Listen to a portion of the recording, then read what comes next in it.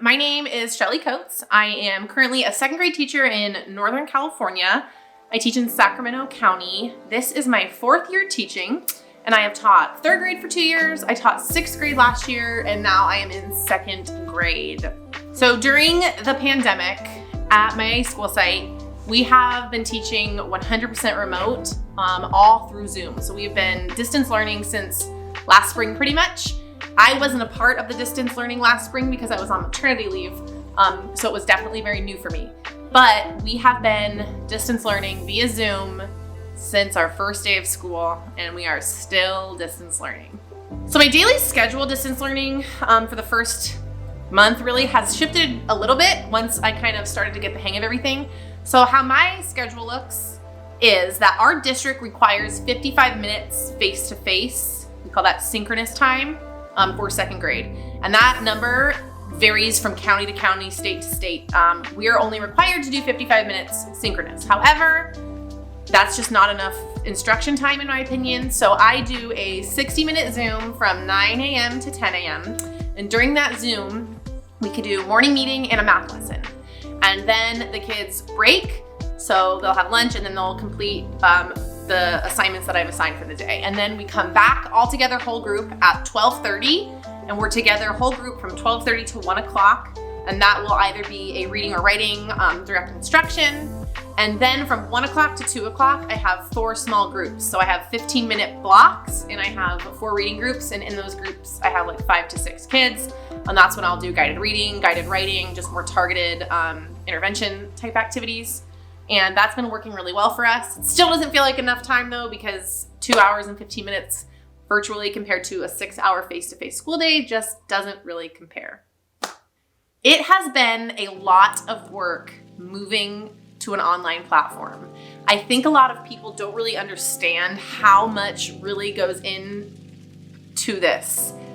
The most time-consuming piece is just getting things accessible to the kids. If we're face-to-face, I print, I copy, and I hand it to them, right? Or the activities don't require paper or pencil, it's collaborating, it's talking.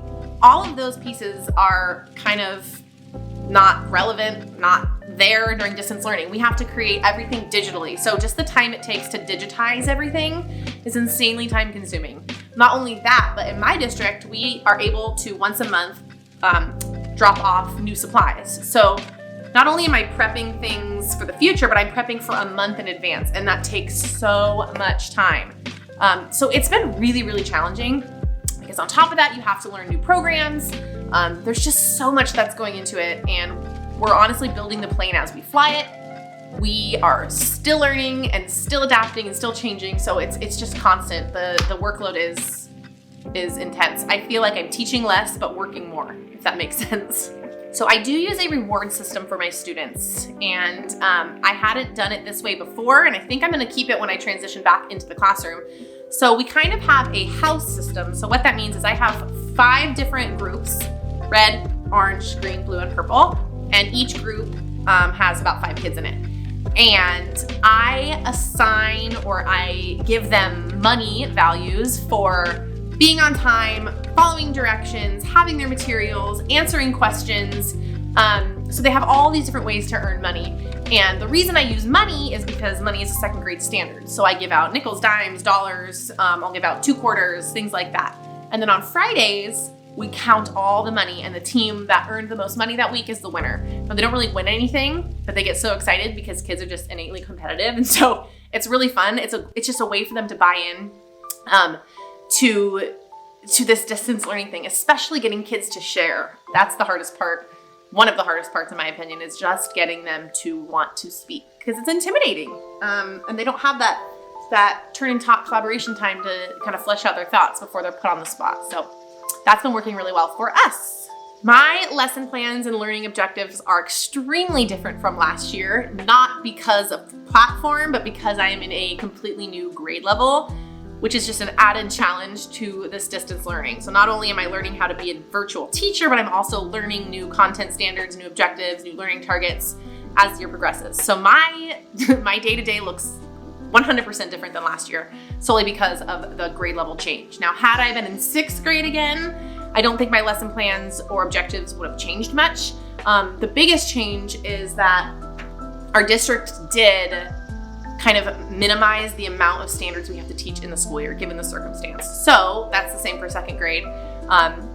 Of all of the standards that we would normally teach in a face-to-face school year, they cut it by, I think, 30% or something like that. So we aren't required to teach every single second grade standard given the circumstances.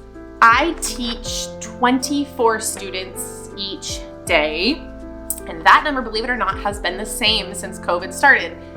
That isn't true for a lot of my colleagues. Numbers have been fluctuating because a lot of kids started out as homeschool and their parents decided that didn't work out for them, so they've been getting new kids and vice versa. Some parents chose that virtual learning isn't necessarily the best, so they took kids out. I have been fortunate enough to have the exact same class roster at the beginning of the year as I do today.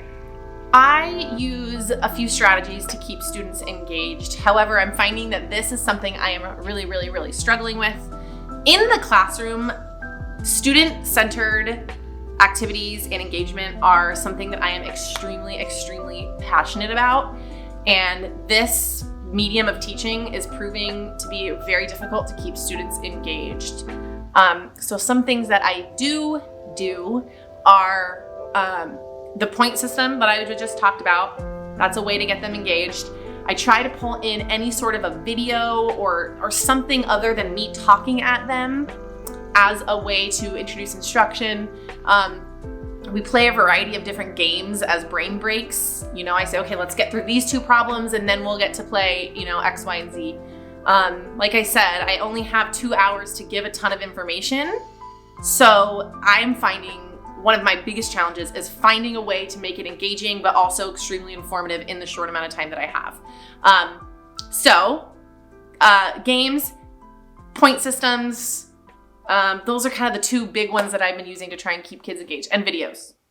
I do several things to collaborate with my parents. I am very fortunate this year to have amazing parents. So things that I've been doing to make sure that we have a really good relationship are, first, I have a classroom website, and on that classroom website, we have a virtual classroom. It's a Bitmoji classroom.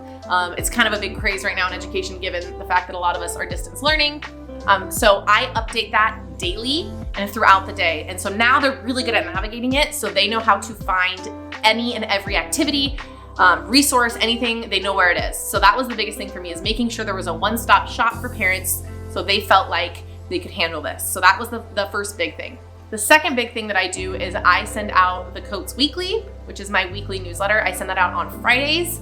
With that is our week at a glance for the following week. So not only do I give them updates just based on the week or how things are looking going forward, but I give them a printable week at a glance that has all the assignments for the next week. That way they can print it and feel ready to go. And then if they have questions, they can kind of be a little bit more proactive.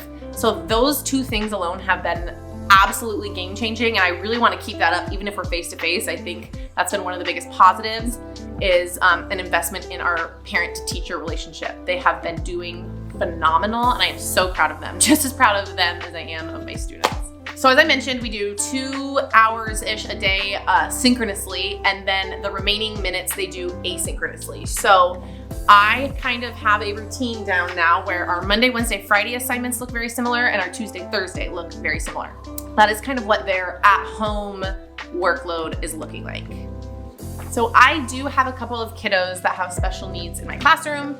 So with that is their IEP. And the biggest challenge is typically their IEP states modifications and things that you would do in the classroom to help support them. Now that is virtually impossible to do via Zoom. The modifications aren't something that I have control over because they are at their home. It has become, like I said, a lot of one-on-one, a lot of reteaching, and then they also see their special ed teacher on different Zooms. So like I've mentioned, it is really heartbreaking, and I can't wait to get back in the classroom for these kiddos specifically.